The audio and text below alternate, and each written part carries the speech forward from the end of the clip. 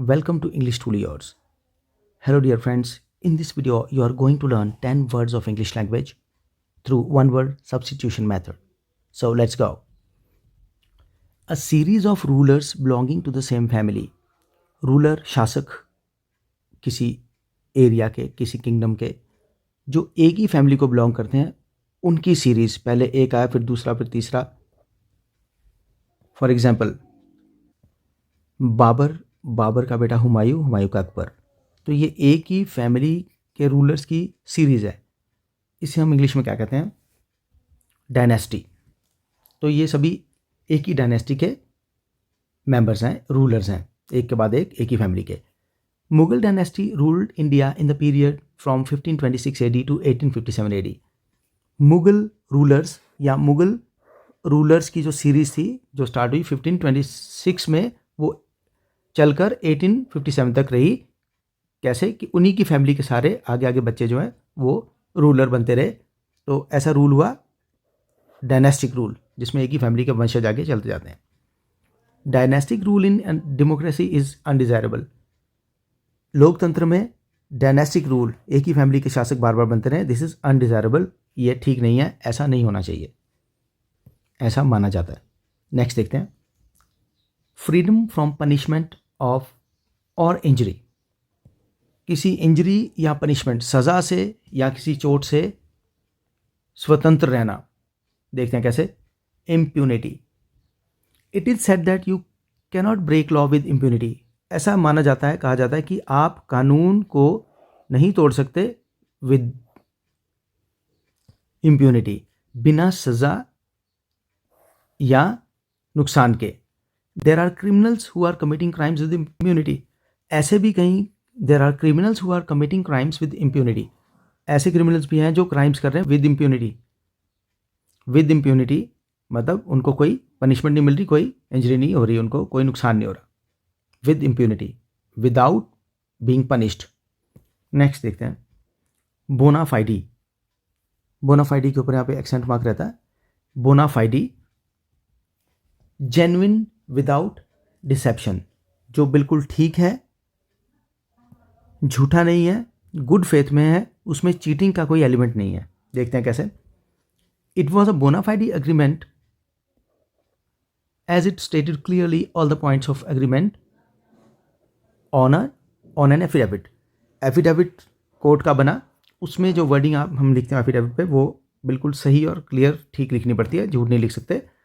तो जो एग्रीमेंट था वो एफिडेविट के ऊपर लिखा गया था क्लियरली, इसका मतलब वो बोनाफाइडी था. It was genuine without deception. There was no element of cheating in that agreement. His bona fides are yet to be tested.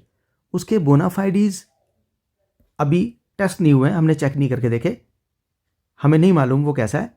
बोनाफाइडीज का यहाँ पर मीनिंग है ऑनेस्ट इंटेंशंस. उसके इरादे जो ईमानदारी वाले इरादे या ईमानदार इरादे या उसका ईमानदार होना भी टेस्टेड नहीं है. His bona fides are yet to be tested. Bona fide. In good faith भी कहते हैं हम इसे.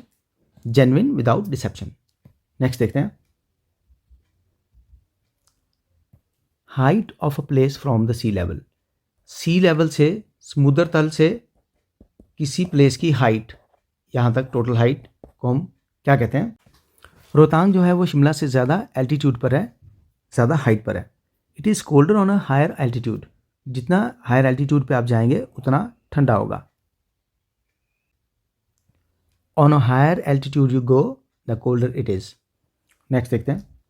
Of a building to be in a bad shape falling to pieces. किसी बिल्डिंग का सही कंडीशन में ना होना, टूट फूट हो रहे होना, उसमें से ईंटें, सीमेंट या कोई मटेरियल गिरना, टूट कर चिप ऑफ होना. डिलैपिडेटेड. उस बिल्डिंग को हम कहेंगे डिलैपिडेटेड बिल्डिंग.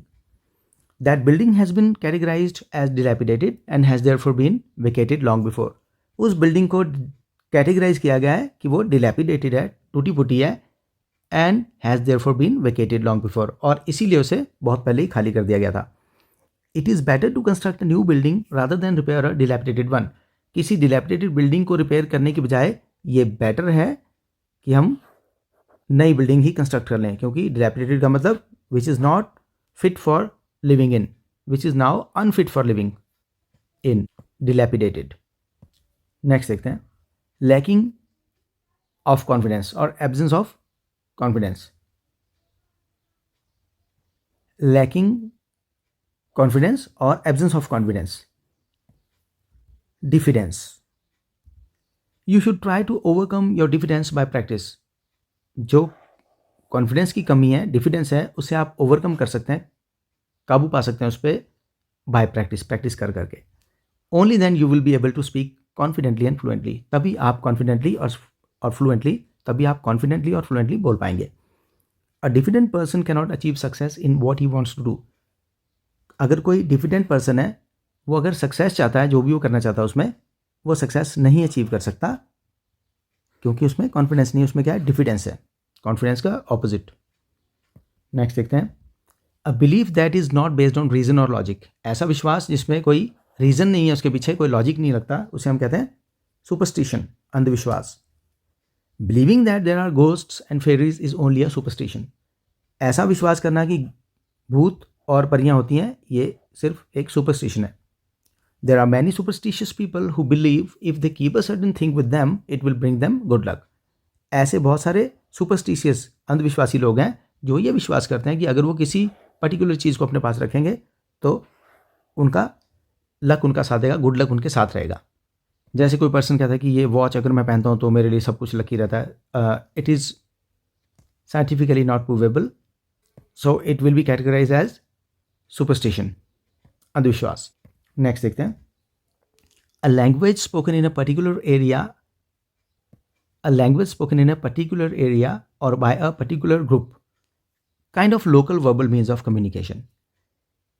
जैसे कि लोकली बातचीत करने के लिए जो मीन्स ऑफ कम्युनिकेशन है, जो भाषा या बोली का इस्तेमाल होता है, वो किसी पर्टिकुलर एरिया में बोले जाने वाली या किसी पर्टिकुलर ग्रुप के द्वारा बोले जाने वाली कोई भाषा, उसे हम कहते हैं वर्नैकुलर।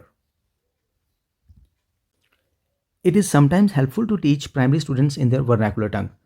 प्राइमरी के बच्चों को कई बार उनके वर्नैकुलर टंग में पढ़ाना ज़्यादा हेल्पफुल रहता है, क्योंकि उन्हें जल्दी समझ में आता है।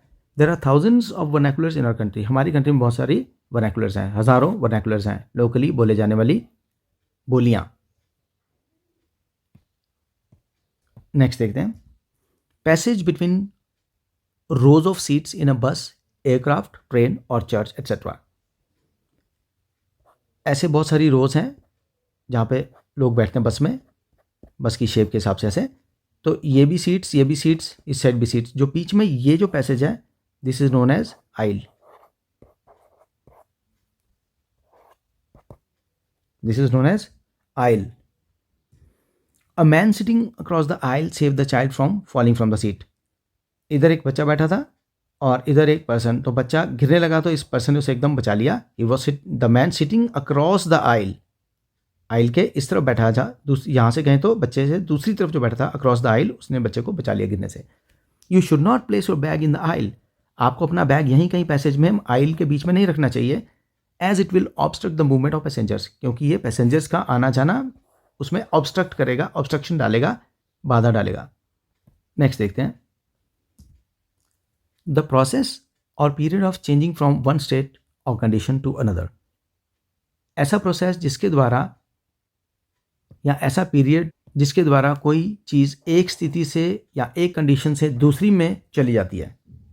ऐसा पीरियड या ऐसा प्रोसेस जिसके द्वारा ऐसा होता है, उसे कहते हैं हम transition. Man's transition from chimpanzee to several years. आदमी की ट्रांजिशन, उसका change from chimpanzee to human took several years.